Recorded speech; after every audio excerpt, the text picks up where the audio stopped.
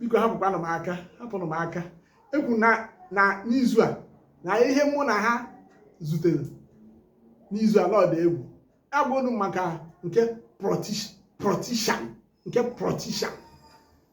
esi na nke a na-apụta zute m nwa obere ọkara akwụ agbọghọ ahụ 15 ọsị na biko mmadụ enyezinye nsogbu mmadụ enyezikwana nsogbu jekwara ụka si onye nwa na-achị ejekwara ụka si ọkwa na be ya ọkwọ Anglican ka nne ha na-eje na be ha maka nne na nna ya dị ka ofu obodo ka ha si ọkwa Anglican ọkwa na Anglican ahụ ka nne ha wee mesia ije di pụtazi ọgba na nna ya bụ Katọlik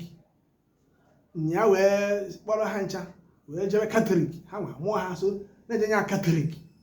ọkwa Katọlik ya ka ya jegide pụta mbọsị ahụ fụ nwanne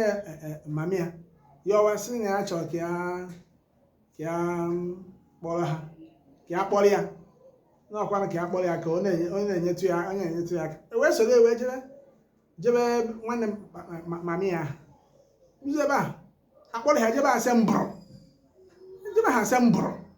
akwa n'elu asembụrụ ahụ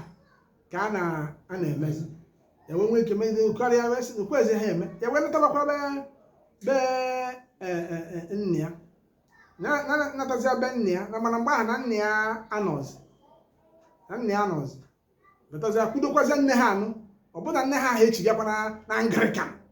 ya wee kwuzie na ya nwere nwe so mmadụ chige ebe ọbụla na ebe anọzi na kịta bụ Ross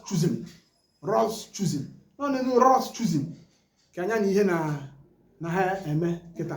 mana na ha agbakọzi na-ewepụ wee fụ na ihe akwanụ ihe niile a na-ekwucha bụ ihe ndị ọcha ji ma Anglican ma Katọlik ma Assemble ma Ross Choosing na ha ncha bụ ihe ndị ọcha ji egwu ndị be anyị wayo na ya ji nwaanyị na agha jecha okpesi nna ya ji ebe ahụ wee kurubu ume